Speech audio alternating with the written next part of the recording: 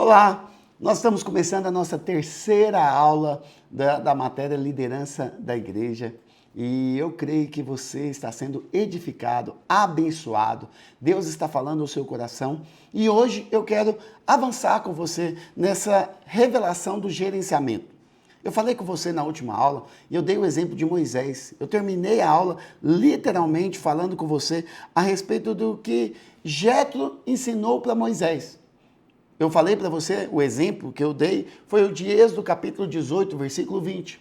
Por quê? Porque muitos líderes, eu te falo, muitos líderes na célula mesmo, vamos pegar o exemplo básico da célula. Eu conheço líderes que eles ainda não entenderam como que deveria ser feito o trabalho na célula. Eu já vi líderes que ele chega com a Bíblia debaixo do braço, com a bandeja do lanche, e ele chega com outro papel das cifras, e aí ele chega e ele faz tudo na célula. E ele pensa que esse é o padrão de Deus para ele. Ele não entendeu o padrão. Ele não entendeu que a liderança dele pode avançar, que ele pode desenvolver o potencial das pessoas, que ele pode ser um instrumento para abençoar as pessoas. Eu estou te contando isso porque hoje eu quero começar justamente desse ponto. Lá em Êxodo, no capítulo 18, o que aconteceu? Jetro viu que o que Moisés estava fazendo estava errado. E aí ele fala, não, você vai levantar homens tementes a Deus, homens capazes, homens cheios do Espírito, e você vai separá-los por chefes de 1000, chefes de 100, chefes de 50 e chefes de 10. Pastor, o que significa isso? Significa que agora cada um pode exercer a sua liderança. Você tem noção da quantidade de liderança que Moisés multiplicou do dia para a noite? Alguém vai falar assim, mas tinha problemas. Sim, tem sim problemas. E é sobre isso que eu quero falar para você hoje, a respeito das dificuldades. Porque o simples pensamento de ser um ministro, de ser um gerente, você sabe, na cabeça de muitos é inaceitável. Para a maioria das pessoas, ele fala, não, eu não sou gerente, eu não vou gerenciar, eu não vou mandar. Você sabe, qual que é o pensamento deles? Não, isso compromete o meu chamado, o meu ministério. Isso está alinhando ao padrão, o sistema do mundo. Ah, meu irmão, você ainda não entendeu nada. Isso não é verdadeiro, isso é falso. Isso aí é uma introdução do mundo na sua mente. É porque nós estamos resistindo aos usos e costumes. Pastor, me explica melhor isso. Vou te falar uma coisa. Nós não associamos a palavra gerente com o sistema do mundo. É por isso que dentro da igreja nós evitamos usar esse nome, gerente. Mas ele é uma única via ou uma outra palavra para supervisor, por exemplo, administrador, ou até mesmo bispo, como é usado na igreja católica e algumas igrejas cristãs. Quem que é esses personagens? É aquele que exerce liderança. E porque ele exerce liderança, ele se torna o quê? Um gerente. Então preste atenção, um bispo, ele é o gerente, ele é aquele que supervisiona. Então basicamente é o mesmo nome, é o mesmo significado, mas muita gente não gosta de usar esse nome. O problema é justamente porque não tem clareza do significado, não tem clareza do que é vir a ser o bispo. Então, porque a revelação que eu quero trazer para você hoje é que ele é um gerente. Estou te falando porque existem muitos temores dentro da igreja, dentro da liderança, que muitas vezes bloqueiam as pessoas. Você sabe, eu conheço pastor que se você falar para ele que ele é um gestor, ele é um gerenciador, ele quase dá batedeira, ele quase morre. Pastor, qual que é o medo, então, que as pessoas têm? Qual que é o medo que a liderança tem? Primeiro, é o medo de perder o controle ou o contato com as pessoas. Eu vou te falar uma coisa. Esse é um temor que ele é compreensível. É compreensível. As pessoas agora vão falar, porque agora ele é o pastor, porque agora ele é o líder. Olha, você precisa trazer luz, você precisa trazer revelação da palavra aos seus relacionamentos. Você precisa observar a Jesus, o que Jesus ensinou. Você vai ver que Jesus ele ministrou para as multidões. Mas você percebe que Jesus ministrou, ele derramou o seu coração para um grupo pequeno? Era um grupo pequeno, não era tão grande, não. Eu estou te falando porque na medida em que nós nos tornamos administradores, na medida que nós somos mais capazes de derramar as nossas vidas, nós enfatizamos a um grupo pequeno, você vai ver que você vai ter um resultado muito melhor. Há um princípio que eu gosto muito dele, que se chama princípio de Pareto. Depois você vai pesquisar no Google. Esse princípio de Pareto, ele diz que 20% ele faz por 80%. Pastor, como assim? Pode observar. Jesus, ele tinha um grupo de 70, mas dos 70 ele separou 12. Dos 12, ele tinha 3 mais próximos, mais chegados. Ah, pastor, não bate 100%, mas vai lá, vai fazer a média para você ver. Da mesma maneira, num grupo de liderança, nem todos vão envolver com você. Pastor, mas ao fazer isso, nós não estamos perdendo o toque pessoal? Olha, eu vou te falar uma coisa. Na verdade, nós estamos nos movendo em direção a relacionamentos mais profundos. Nós estamos avançando agora para sermos mais frutíferos, mais eficientes. Nós estamos avançando agora para quê? Para que nós possamos, de fato, treinar aqueles que estão mais próximos. Demonstrar o nosso coração. Pastor, qual que é o outro problema que nós podemos perceber quando nós vamos liderar ou gerenciar? É o temor de estar preso a uma reunião atrás de reunião. Você sabe, tem líderes que eles não conseguem reunir com o grupo e tratar tudo no meio de todos. Não conseguem.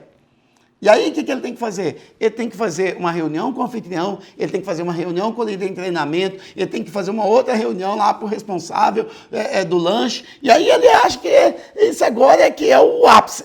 Preste atenção, qual que é o problema disso? É muita reunião para pouco propósito. Vai ser inumeráveis reuniões para pouco propósito. Não vai resolver o problema. Eu estou te falando porque existem pastores assim. Tem pastores, eu vou contar uma coisa para você. Eu lidero igrejas, eu acompanho igrejas, eu amo os meus pastores, mas eu já vi pastor dando cabeçada. Eu já vi pastores enroscando em reuniões, e é todo dia uma reunião. Eu falo, nossa, será que é tudo isso mesmo? Tem que ser pesado dessa maneira? Eu te digo, não tem. Eu estou te falando porque, como eu falei lá no princípio para você, gerenciar é ter as coisas sendo feitas através de outras pessoas. Eu faço aqui minha reunião de discipulado. Eu tenho 9 pastores andando comigo. São 9 redes distribuídas entre jovens e adultos. E eu vou dizer uma coisa para você. Eu reúno com eles uma vez na semana. Naquele dia nós separamos para tratar das células, tratar do culto, tratar da liderança, tratar do propósito. Mas você sabe, eu falo isso para você. Tem gente que ainda não entendeu isso. Eu fui discípulo do pastor Marcos Mota. E uma das coisas que eu amava o pastor Marcos Mota é porque nós tínhamos reunião toda semana com ele. Toda semana. E aí, ele vinha para a reunião, eu faço o mesmo que ele faz, toda quarta-feira eu faço reunião com meus pastores. Mas aí, quando acabava a reunião, tinha um pastor que levantava o dedo e falou, pastor, eu posso conversar um negócio com o senhor? Ele falou, se for no corredor, não. Aí o outro falou, pastor, eu posso conversar um negócio com o senhor? Ele falava, se for no corredor, não. Pastor, por que você está me contando isso? Eu estou te contando porque tem líderes que ainda não entenderam o projeto. Tem líderes que acham que conversar no corredor vai resolver o problema. Eu vou te falar uma coisa, não é assim. Não é assim. Você imagina se todos os dias, um pastor meu começar a me ligar para poder tratar coisinhas que insignificantes. Aí o peso vai voltar. O peso de Moisés vai voltar. Terceira coisa que você precisa entender é o temor de ser alguém envolvido com nada mais do que atividades naturais. Eu sei, isso aqui é algo muito sério. Quando Deus ele unge, quando Deus ele chama um homem de Deus, e eu sei que todo homem de Deus que foi separado por propósito, ele quer fugir dessa praga da vida natural. Aí você precisa entender. Não é isso que nós temos em mente quando nós falamos de um líder, de um gerente. Eu estou te falando porque você precisa fazer distinção entre o espiritual e o secular. Então, eu estou te contando isso porque, às vezes, os irmãos não entendem o que é a sua liderança. Esses tempos, eu estava no prédio e eu estava vendo. Havia umas crianças lá no estacionamento. E nosso estacionamento aqui é de brita. E aí, eu vi uma irmã, ela estava entrando no estacionamento e tinha algumas crianças brincando lá no estacionamento. Só que estava cheio de carro. E sabe qual que era a brincadeira delas? Tacar pedra uma na outra. Automaticamente eu fiquei vendo a cena. Eu falei, sabe, daqui a pouquinho alguma dessas crianças vai acertar um carro. E eu fiquei observando, e a irmã estava vindo. E para minha surpresa, ela não fez nada. Ela já estava produzida para poder servir no trabalho com as crianças. Mas você sabe, ela é líder. Ela não é só líder dentro da sala de aula. Ela é líder em qualquer lugar. Eu estou te falando porque bons líderes, eles funcionam em qualquer lugar. Dentro do trabalho, dentro da obra. Eu falo para você, é uma luta minha. É uma luta minha é trabalhar, muitas vezes, com discipuladores. Eu brinco, eu falo, eu chamo, eu falo, irmãos, vocês são colunas, vocês são instrumentos, você precisa sentar na frente. Um dia um irmão virou para mim e falou, pastor, porque eu gosto de sentar lá no fundo. Eu falei, tudo bem, eu sei, você tem todo o direito de gostar, mas você precisa entender qual que é a sua função. Pode ser que amanhã mesmo, na reunião da igreja, eu vou pedir para os discipuladores orar com as pessoas. Até você sair lá do fundo e vir aqui na frente, já passou o tempo de você impor as mãos sobre elas. Mas observa, é porque na cabeça dele, ele só é discipulador no discipulado dele. Ele só é discipulador quando ele estiver pregando no encontro. Não é assim. Estou te falando porque não é só dentro de sala. Você precisa ministrar unção em todos os lugares. A liderança faz parte do seu DNA, principalmente dentro da igreja. Eu estou te falando porque você não vai perder o bom senso, você não vai perder o espírito. Eu falo isso porque às vezes você pega um pastor, por exemplo. Pastor, ele tem essa característica, ele tem que ter esse espírito, ele tem que ter esse encargo, ele tem que liderar. Ele não pode perder o espírito ali para pregar a palavra de Deus no culto. A pregação da palavra é o alvo dele. Mas você sabe, ele não pode perder o relacionamento com as pessoas.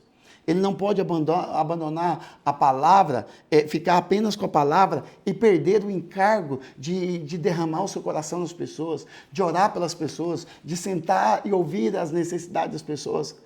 Eu te falo porque eu gosto de uma frase que o pastor Aloysio, ele sempre nos fala também. Pastor tem que ter cheiro de ovelha. Me entenda. Sabe como é que você tem cheiro de ovelha? Você tem cheiro de ovelha quando você entende e você ouve, você está próximo, abraça, ora.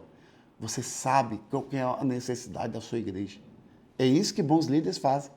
Mas a terceira coisa que eu quero te mostrar dentro do gerenciamento é que Jesus, ele era um gerenciador. Pastor, como assim? Já me adiantei, já falei isso aqui para você. Ele gerenciou uma equipe de 12, mas ele também gerenciou uma equipe de 70.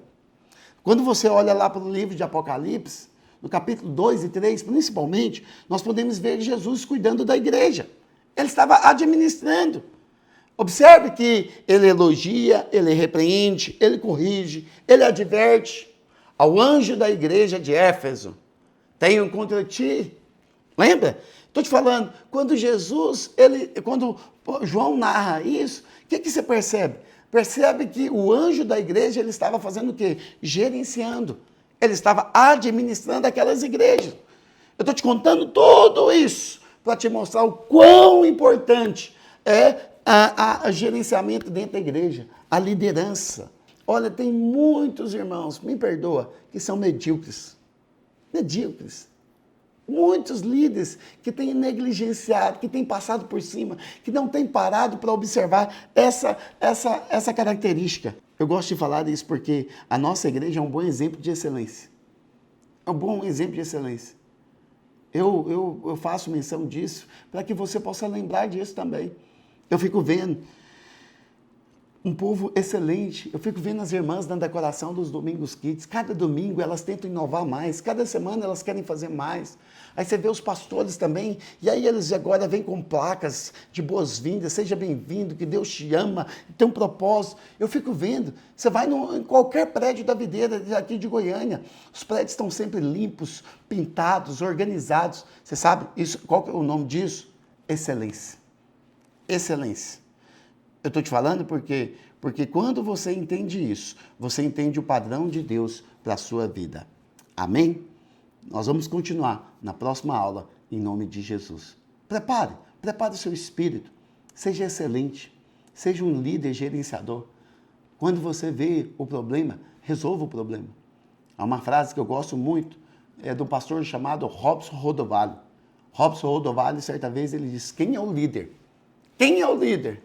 Isso ele tocava na rádio, nós ainda não tínhamos rádio. E aí ele falava, Quem é o líder? E aí ele mesmo respondia: é o homem que tem resposta, onde outros têm pergunta. Tem muita gente que tem pergunta, mas eu quero dizer para você, você vai ser a resposta. Você vai ser o instrumento que Deus vai usar. Em nome de Jesus. Que Deus te abençoe hoje e sempre. Amém?